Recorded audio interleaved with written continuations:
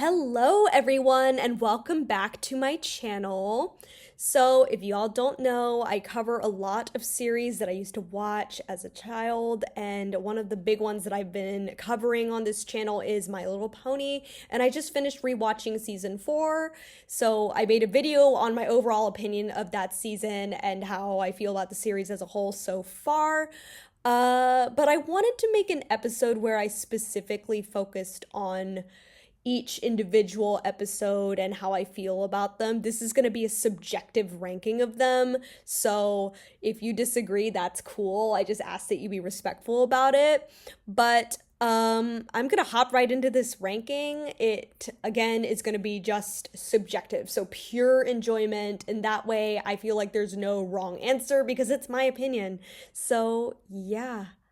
A little bit of context for my opinions are probably going to be in part 1, and I did make a tier list which is in that, so if you want more expansion on why I might feel the way I do, please feel free to watch that video.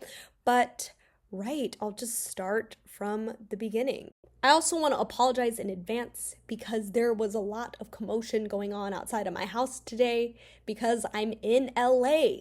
So if you hear sirens or helicopters zooming around, sorry, there wasn't much I could do about that, but I hope you enjoyed the episode regardless. At number 24, I have Some Pony to Watch Over Me. I'm just gonna be real. This episode is really frustrating to watch, and there isn't really a redeeming moment in here which is why it's at the bottom for me. I would not rewatch this episode. It's about Apple Bloom being entrusted to take care of the farm by herself for the first time, but Applejack is extremely reluctant to let this happen and becomes overbearing on another level. Like, I understand wanting to protect your little siblings, and frankly, that is one thing I love about Applejack and Apple Bloom's relationship, how protective Applejack is over her, and how Apple Bloom really looks up to her big sister, but this was just ridiculous. Like, you have to open the drawer to get a spoon? Really, AJ? Really? Like, I guess that was supposed to be funny, but I didn't find it funny. I just found it a little cringy. And I just don't have any kind of fun watching this episode. And to be perfectly frank, there's just nothing about it that's redeeming in any way.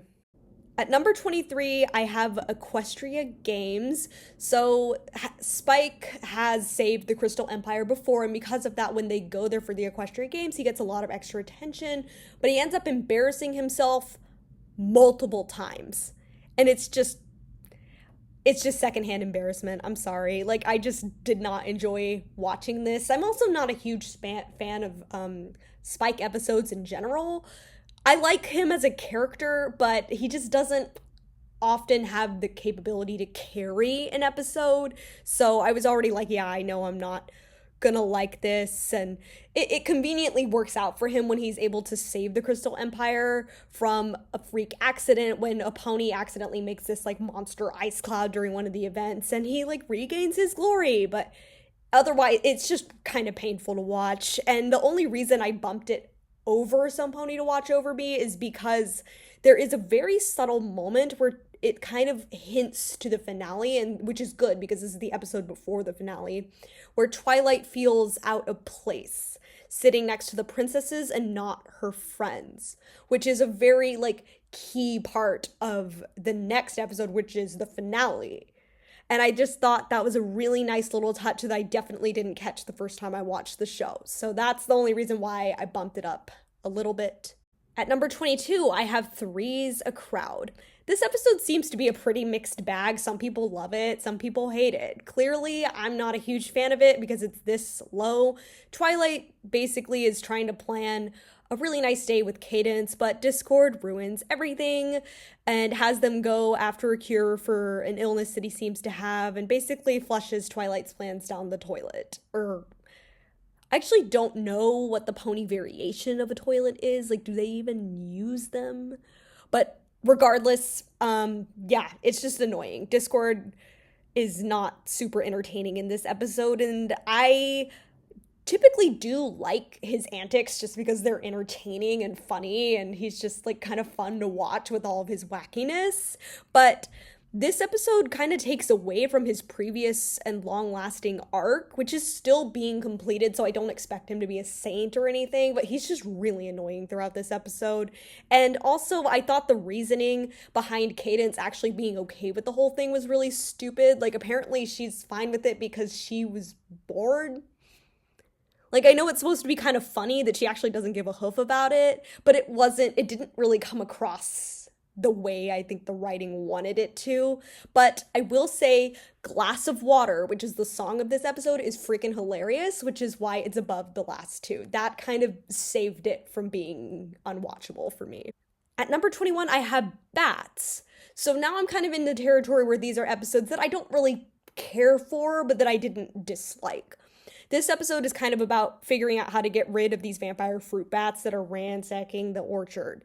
Applejack wants them all rounded up. Fluttershy wants to get rid of them peacefully. But when they try to do that, it ends up backfiring and the spell gets kind of redirected onto Fluttershy, who starts sucking out the juice from all the apples and ruining everything.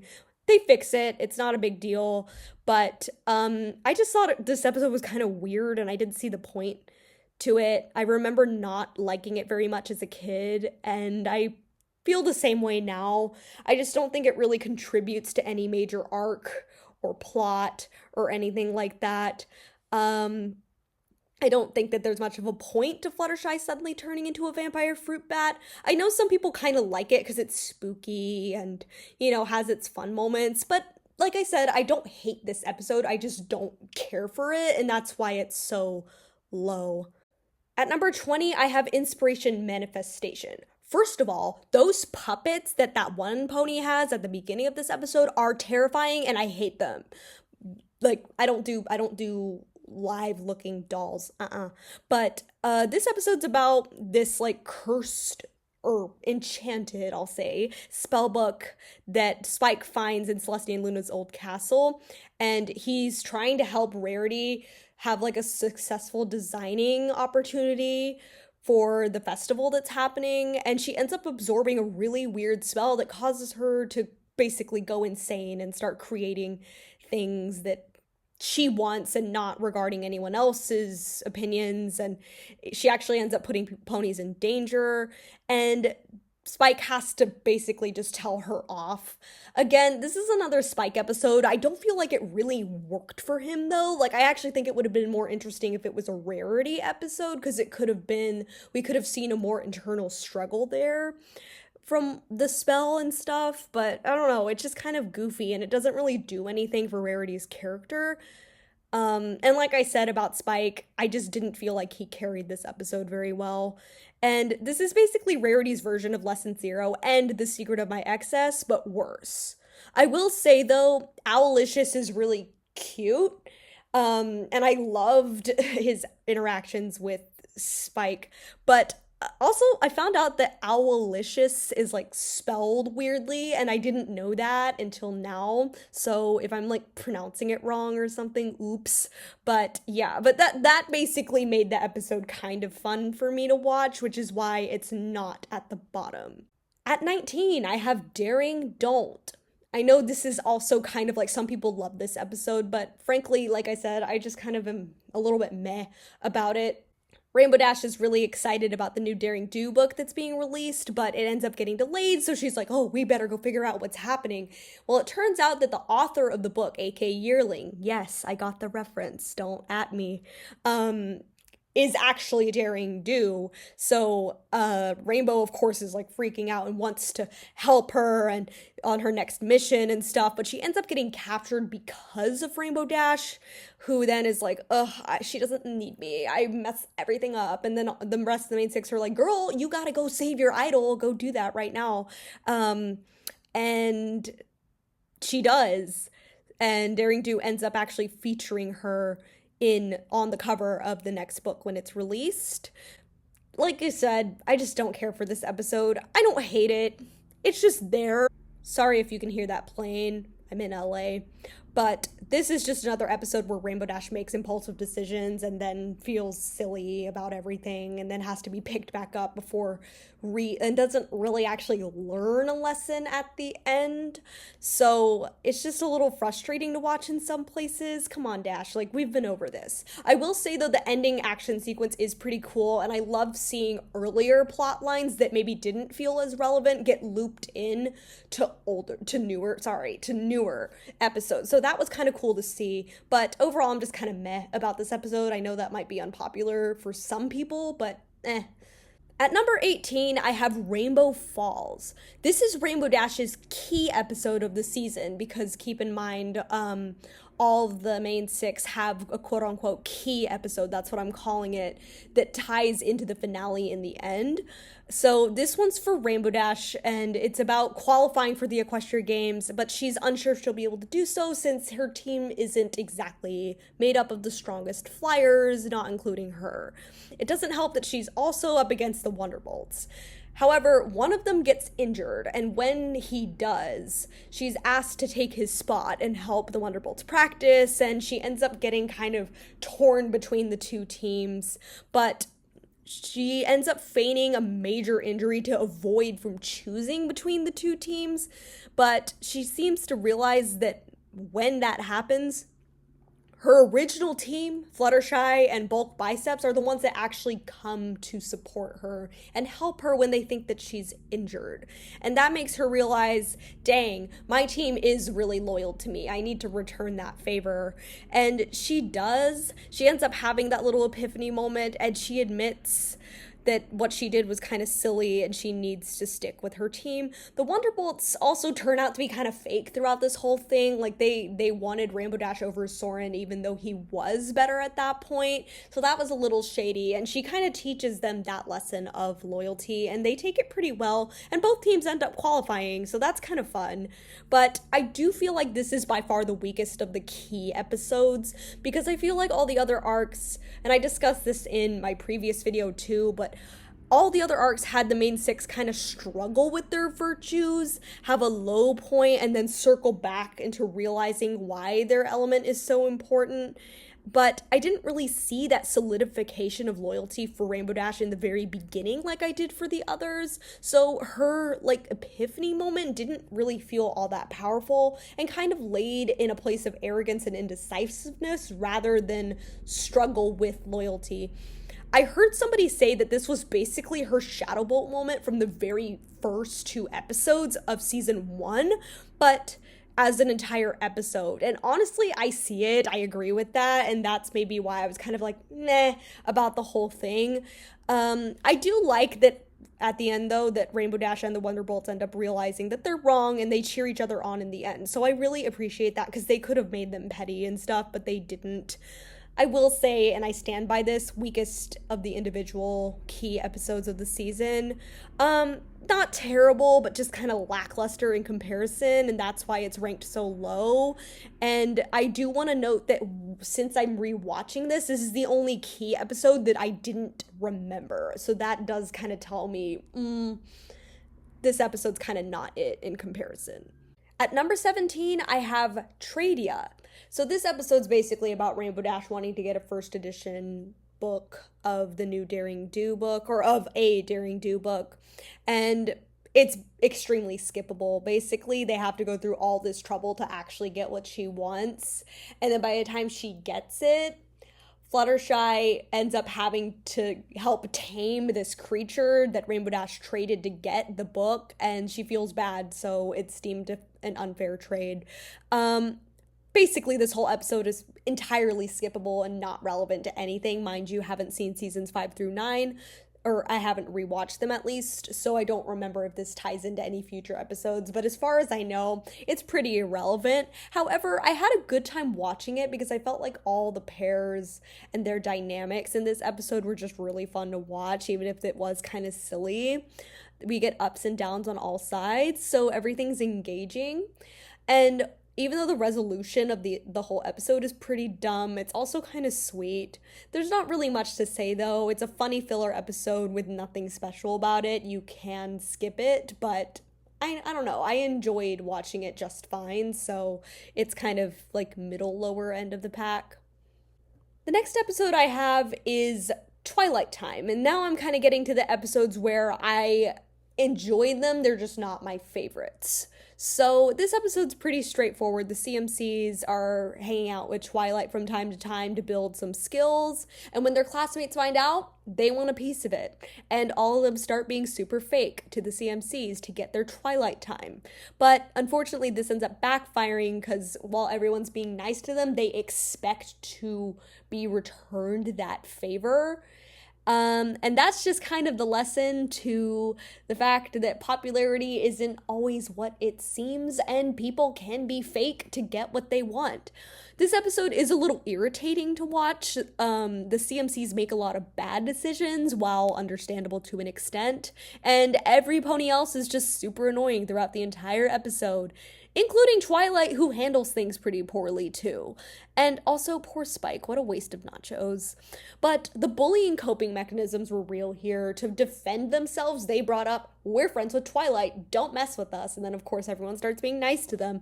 But I also thought there were pretty funny moments like Twilight at the burger place because, it just kind of, I was going to say humanized, ponyized. I don't know. It just made her feel more real, and the fact that, like, yes, she's a princess now, but she's still very much Twilight Sparkle and enjoys her own, like, fun, cute things. So, yeah, this episode's kind of annoying, not the most fun to watch, but I can appreciate it because it is a lesson about how popularity isn't all that when you really think about it. But I think it works well as a CMC episode too. At number 15, I have Simple Ways. So Rarity ends up being selected to run the Ponyville's festival, and she wants to make it super upscale to impress this pony named Trenderhoof, who she has a crush on. But he expresses interest in Applejack, so she goes on a jealous frenzy and tries to make everything country so that she can get him to like her. But when Applejack kind of confronts her and the two swap outfits, basically, Rarity ends up realizing she made a fool of herself, especially when she jumps into a pile of mud and ends up getting her own dress all dirty as a result. And Applejack isn't even into Trender like that, so Rarity kind of accepts she doesn't have to change herself to win someone over. So this episode is just kind of stupid, and I don't think it really contributes much to the season. I could go without watching it, but I also kind of find it relatable because it really sucks. Like, it's a very real situation when you have a crush on somebody and then they end up liking your best friend or somebody and you know that that friend does not like them back, or maybe you don't know that, but either way, it just becomes like a really annoying situation. And then it becomes even more wild when you do everything to win them over only to find out that your friend doesn't even like them. So the lesson here is that, and I also think it's a lesson that needs to be acknowledged more, don't change yourself to make somebody like you. Because if they don't like you for you, it's just not worth it. You're going to end up feeling silly and looking silly. I also really like the Applejack and Rarity rivalry and dynamic. So there are a lot of really funny moments there. I hold this episode, I think, probably a little higher than most people do, but I do like just the overall idea that you don't have to change yourself to be liked. And if somebody doesn't like you like that, then they don't like you like that, and that means you can do better. So I can appreciate it for that. You shouldn't have to mold yourself into someone you're not. And that's something that I feel like even now to this day, I'm still learning. So yeah, I appreciate this episode, even if it's not the most watchable.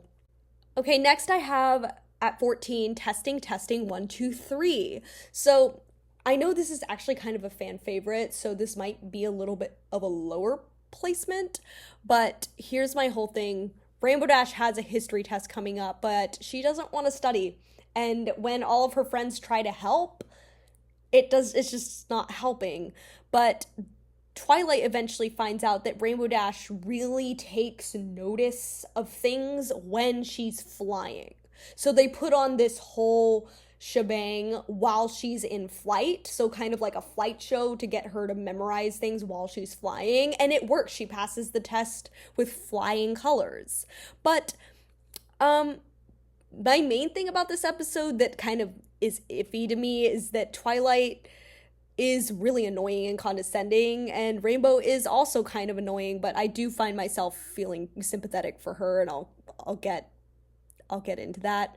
Because, like this episode speaks to, study methods work differently for everybody. I would have sucked at all of Twilight's methods. I also do find this episode pretty tedious. About 5 to 6 minutes in, I was kind of getting bored of Twilight's antics and Rainbow Dash being uncomfortable with this whole situation. There are some funny moments. I like when Rainbow Dash calls Twilight out for singing arias about being stressed about tests. That was pretty funny, a pretty funny callback. And what I really appreciate about this episode is that it basically indirectly confirms that Rainbow Dash has ADHD. And as somebody who recently got diagnosed with ADHD, I find that extremely relatable. I see the overstimulation, the twitchiness, how easily distracting. Like when she asks, "Is it snack time?" Girl, if I'm hungry, I will not and cannot concentrate. Like there's nothing I can do about it. I will just sit there and focus on the fact that I'm hungry. So I related to it very strongly as a result. And this was an episode that I didn't remember going into this season. So when I watched it, I was like, wow, I really appreciate this. I put it as an honorable mention in my overall season opinion video. So yeah, it's not my favorite due to the kind of like tedious beginning, but the overall message of it is very good. And this is actually low-key one of my favorite episodes for Rainbow Dash's character. So this is like starting to get into the episodes that I like. At 13, I have Leap of Faith. So this is kind of about the whole Apple family in a way, but this is Applejack's key episode. So Granny Smith used to be an aqua pony, but after a humiliating injury, she just never could get back into it and is now scared of the water. But when she takes this tonic that Flim and Flam offer up, she suddenly is back to her old aqua pony ways. So while that's great to see, Applejack is a little skeptical about it. And of course, they find out the whole thing is a placebo and it really doesn't do anything. Applejack does, while initially suspicious, ends up staying quiet about it because she wants Granny and Apple Bloom to be happy and compete in the aquapony competition and everything. So, and they do, but then Granny tries to perform this crazy high dive and Applejack's like, wait a gosh darn minute, I did not endorse this, absolutely not. And she puts a stop to it. She ends up reminding Granny that she just needed to remember she never lost these abilities. It was just a trauma response, really, which is actually kind of deep now that I think about it.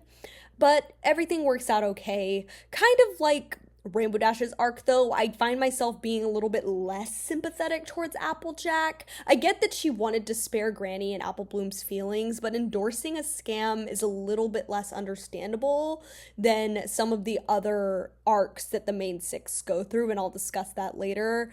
Especially since Applejack was extremely skeptical about the whole thing since the beginning, so I don't feel like it works as well for her as the other key episodes do for the other rest of the main six, sans Rainbow Dash. But otherwise, this is a solid episode. The Apple family dynamics are great. Even the small moments when Big Mac, like, scares Apple Bloom, that was kind of cute.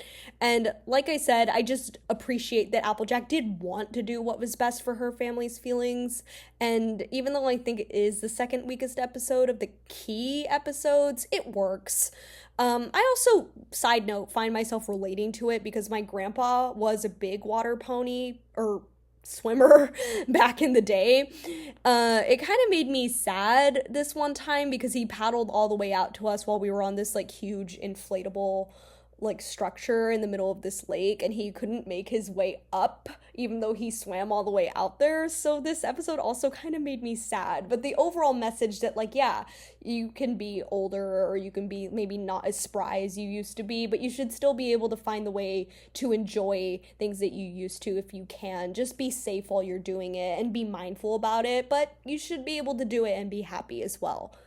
So at 12, I have Power Ponies. This episode is just kind of for fun, and because of that, I think it works just fine. Of course, not super relevant to the main plot or anyone's particular arc other than Spike's, but I actually thought that out of the Spike episodes of the season, this one was honestly the best, and it's just I don't know, it's just fun to watch. I remembered liking it as a kid just because it was fun. And sometimes you need episodes like that in a show like My Little Pony. So even though it's not like, I know some people don't like it because it is filler, but I just like it. I don't know, it gives me good vibes. At number 11, I have Philly Vanilli. So, this is an episode about stage fright and anxiety. Fluttershy does not like singing in front of anyone except her animals, even though she has a beautiful voice. But when Big Mac loses his voice and can't perform for the Pony Tones, which is like this a cappella group, by the way, music in this episode is fantastic. But so she gets her poison joke voice back when Zecora gives her this potion, so that makes her sound like Flutter Guy, which is like a really nice callback to season 1. But eventually she gets too roped into the performances and is exposed while she's singing, and that embarrasses her.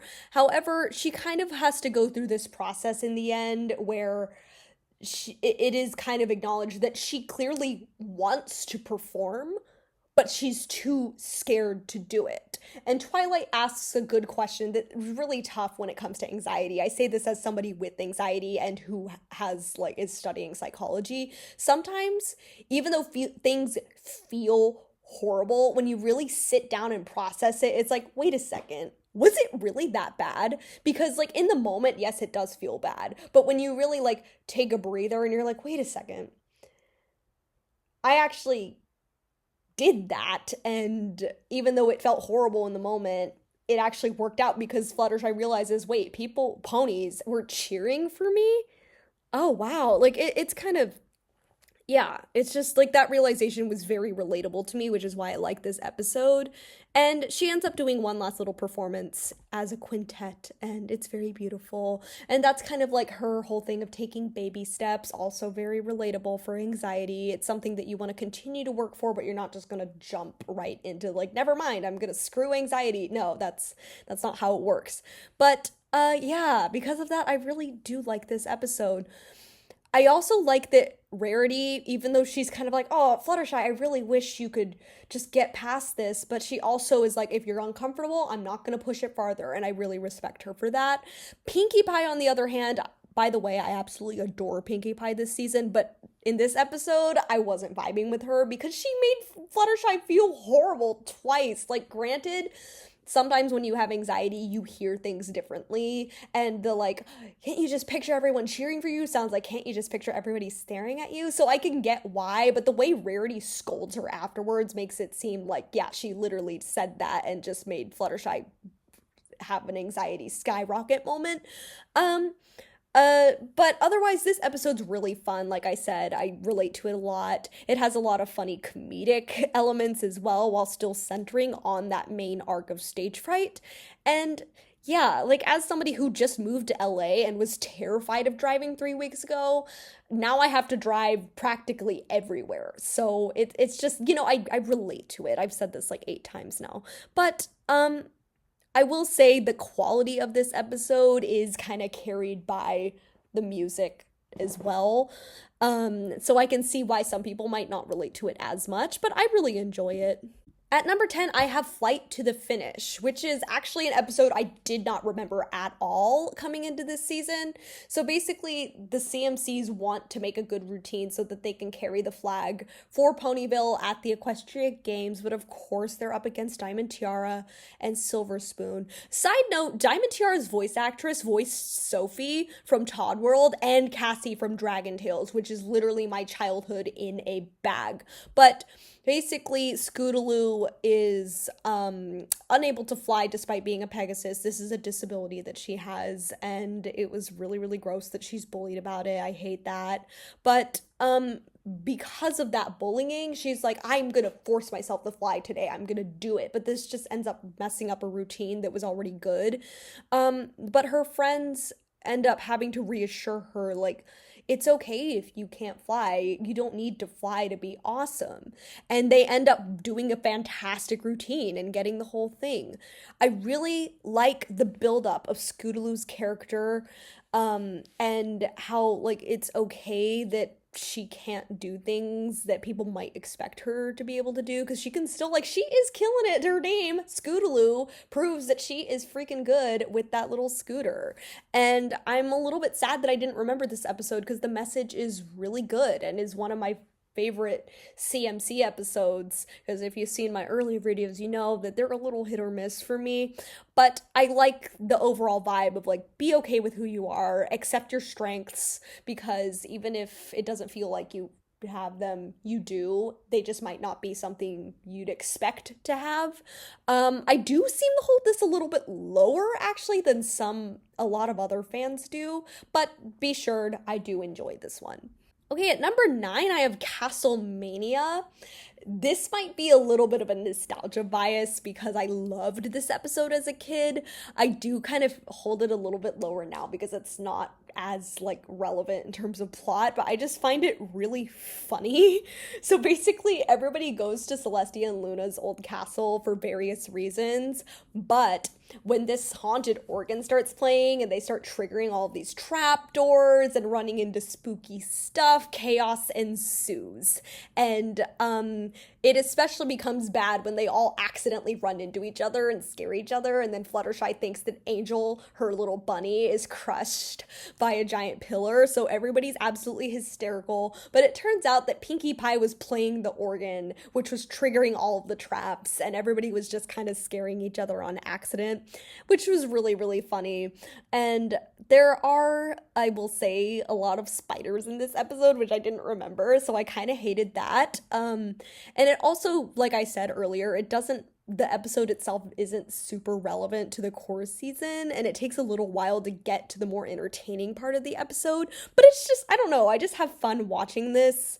Every pony contributes very well to this episode and has their funny moments, which consists of them mostly just being scared. Angel is also hilarious throughout this entire thing because he's so unbothered is just watching everyone get scared stupid. And he's also actually surprisingly nice because he's usually a little, I'm not gonna swear, but a little bit of a jerk. And Fluttershy's like, oh my god, he's gonna die. And he's just, like, sitting there eating carrots. Like, girl, I am chilling. Yeah, but I do think I liked this episode more when I was a kid.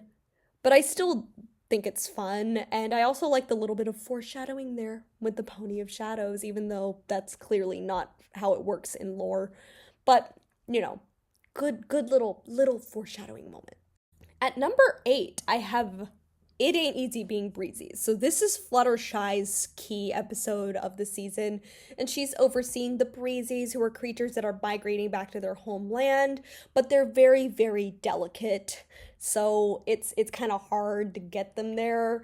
And when they get blown off course, chaos ensues, and Fluttershy decides to take them in and take care of them before they get back onto their path, but they become attached to her and kind of manipulate her so that they can stay with her longer.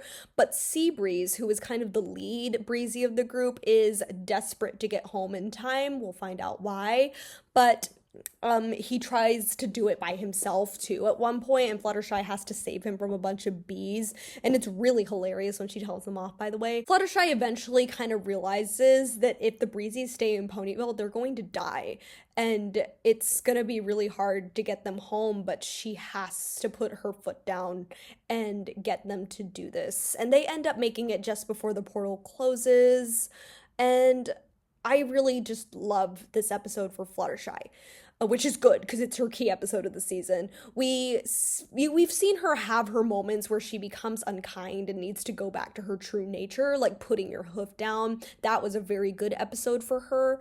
But there are also situations like this one where she's genuinely being nice and trying to do the right thing for the Breezies, but she ends up realizing that her kindness is actually kind of backfiring on her, because in the long run, it's just not going to be good for the Breezies to stay in Ponyville. And I also like how Seabreeze has his own arc throughout the episode, because the whole point of those key episodes is that they're inspiring somebody else or some pony else to embrace that element of magic. But I feel like with Seabreeze, it's the most clear out of all of the arcs because he's more intertwined into the plot, and he learns that being kind is not a weakness and actually should increase his leadership skills. So I really love that juxtaposition of Fluttershy learning how to use tough love as a form of kindness, while Seabreeze is learning how to be kinder as he's being a leader, because he spends most of the episode just being mean and going like, these like stupid breezies, they're like really dumb and they never do anything right, blah blah blah blah. But he has to learn like, wait a second, if I'm actually gonna do this, I'm gonna be nice. And we also learned that he had a valid reason for wanting to get home so badly, because he had a little baby and a wife that he wanted to get home to. So, I respect, like, I don't know, I sympathize with that. I also like seeing the way different magical creatures are shown in this episode, including their own language.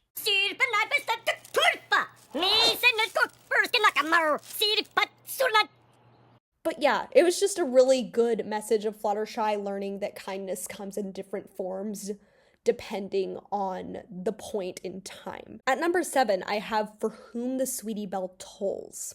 So Rarity is preparing a custom design for Sapphire Shores. And she also is helping out Sweetie Belle with her costumes for her show.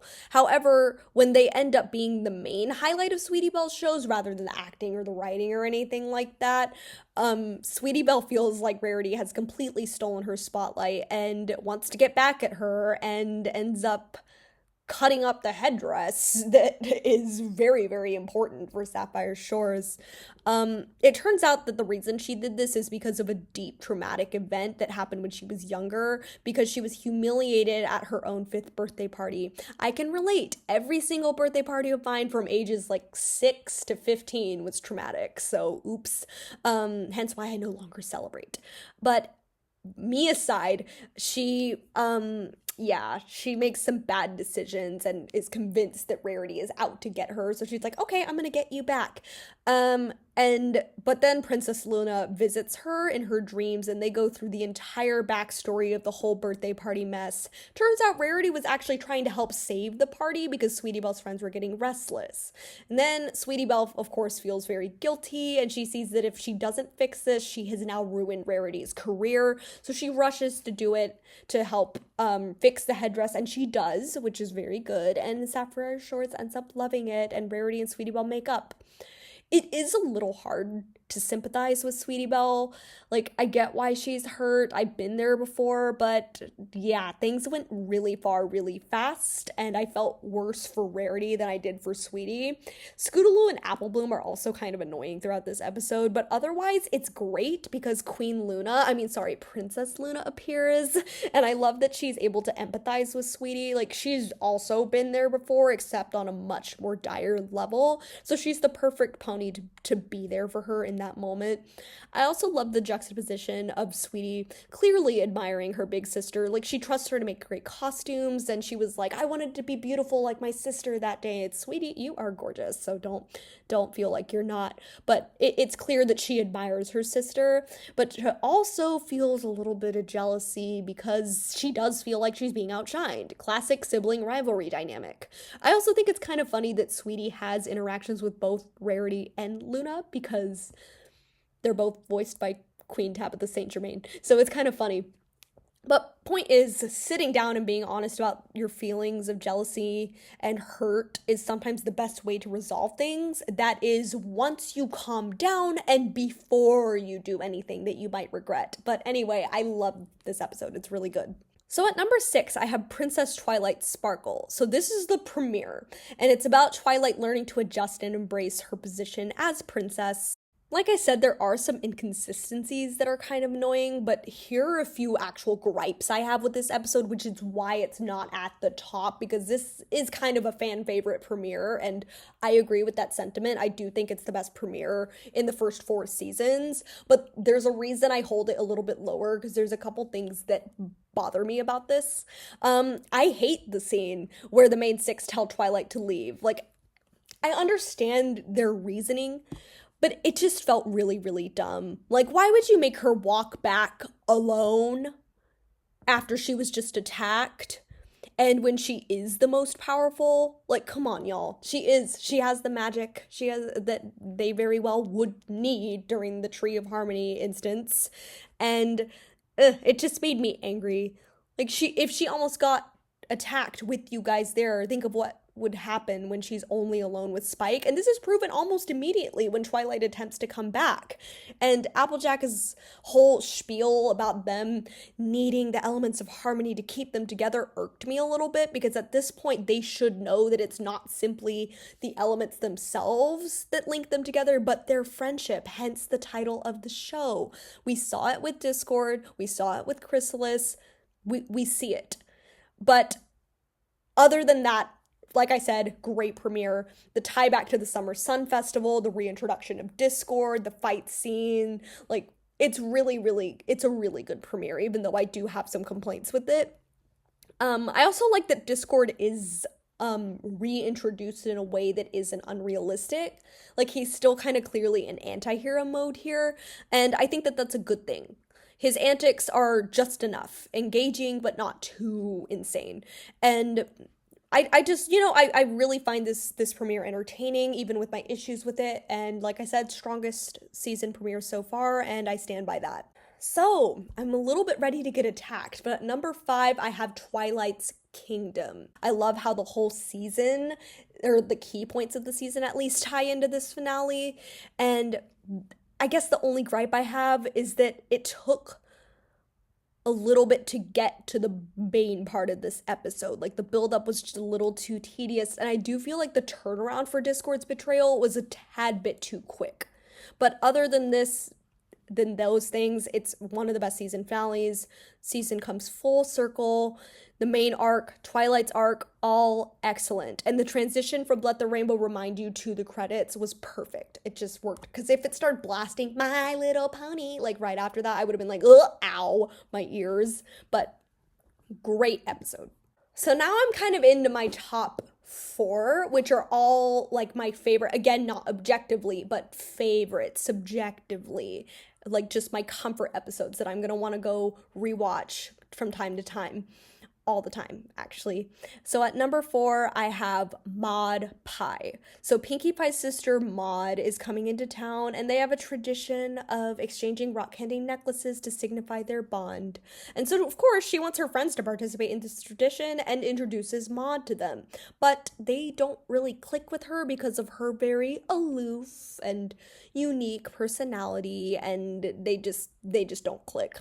They eventually are forced to admit to Pinkie Pie that they don't feel right doing the rock candy tradition since they don't really have a friendship with her, and that's totally fair. I honestly respect them for being upfront about it, but the only one that I feel like was being a little bit petty was Rainbow, though I would have been ticked too about the whole boulder scene thing. See? Here's another pet rock for Zoe. That's not Rocco! What difference does it make?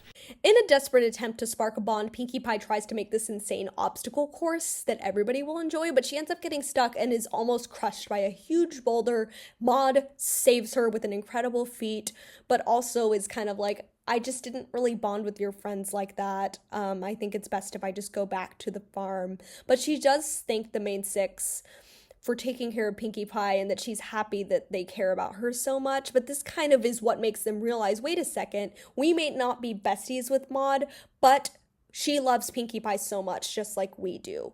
I love that. And honestly, I don't really have anything bad to say about it, other than I feel like a few moments do feel a tad bit tedious compared to the other 3 episodes I'm going to discuss. But I love it. It's still amazing. Definitely a high point for this season. I also love Maud.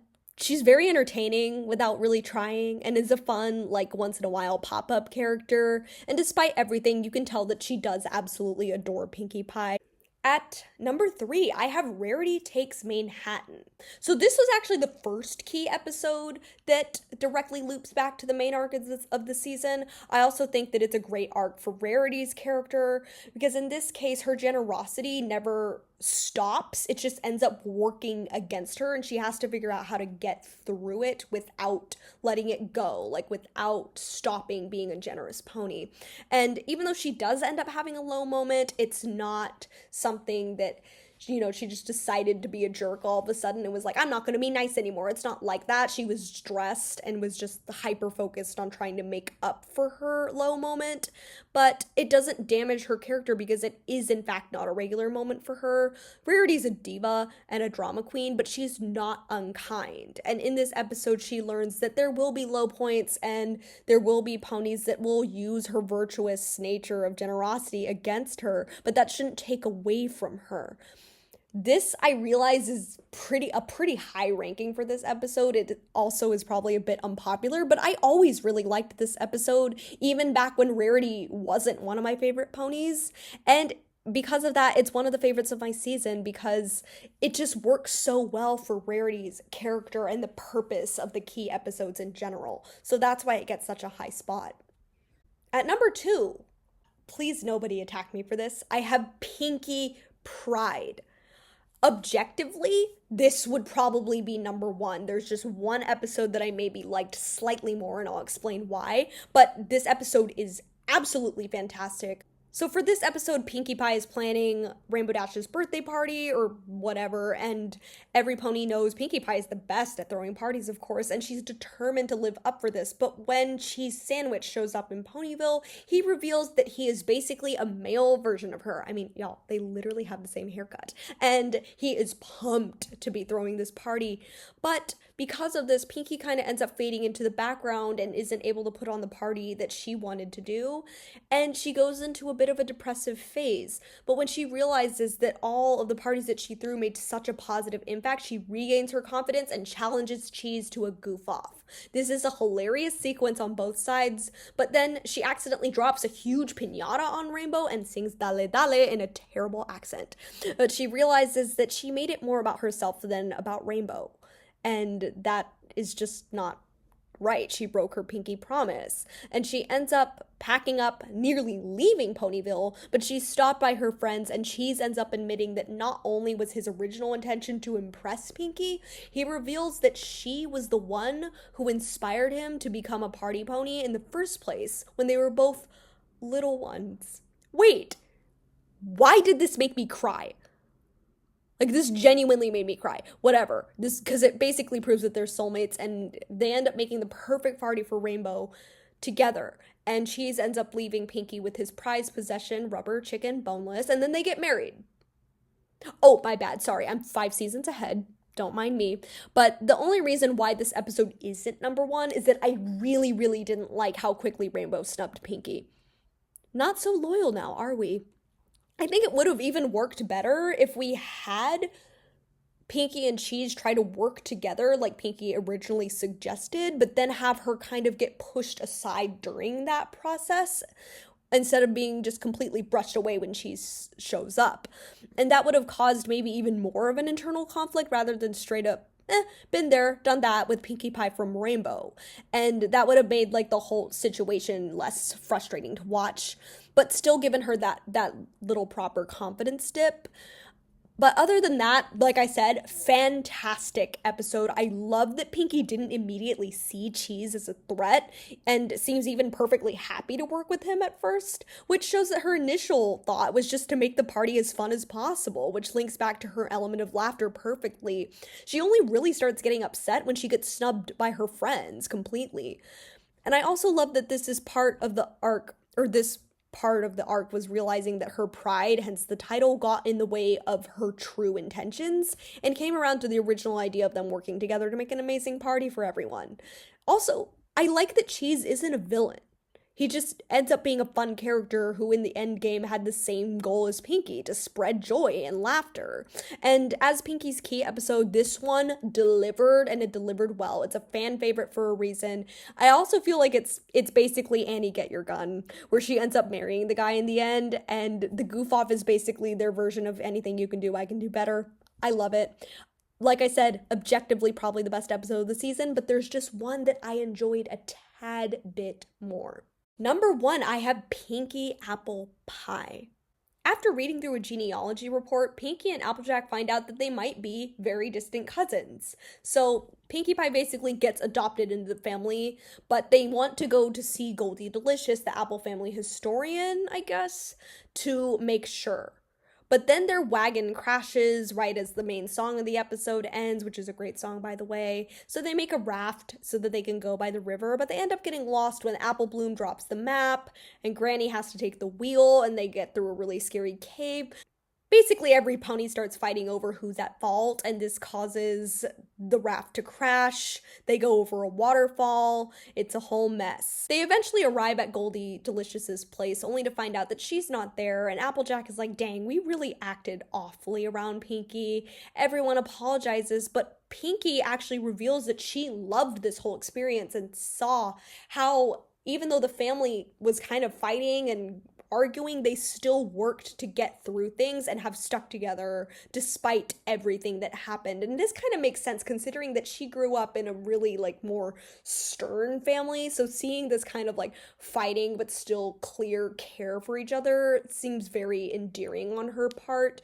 And right as they reconcile, Goldie Delicious thrives. Also, it turns out they didn't even know her, which I did not realize. And good lord, all those cats would give me serious hay fever because I have really bad allergies. But all that aside, it turns out they can't figure out for sure whether Pinkie is an apple or not, but she is accepted as part of the family after everything she endured with them.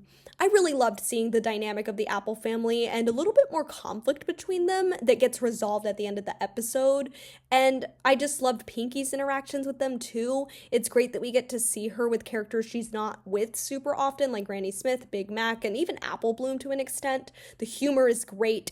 It doesn't feel like it's doing too much. It doesn't disrupt the main dynamics or goals. And I just loved Pinkie in this episode. Like, if you've seen my other MLP videos, you might know that Pinkie is actually a little bit of a hit or miss for me, but I adored her this season. She was great in this episode. Her peppy and spontaneous nature was perfect here. And even though she's goofy as ever, she doesn't really feel like she's taking away from the pace of the episode's nature, which is fantastic. I also love her commending the Apple family for getting through this craziness together and recognizes that families go through their ups and downs together. I'm really sad that I didn't remember how good this episode was because I loved it, and I think it's become a comfort episode for me. It was entertaining all the way through. It made me happy all the way through, and it had the right balance of humor meshed with conflict and ended satisfyingly despite the main goal of the episode remaining a little bit ambiguous. And since I don't have anything negative to say about it at all, that's why I'm giving it the #1 spot.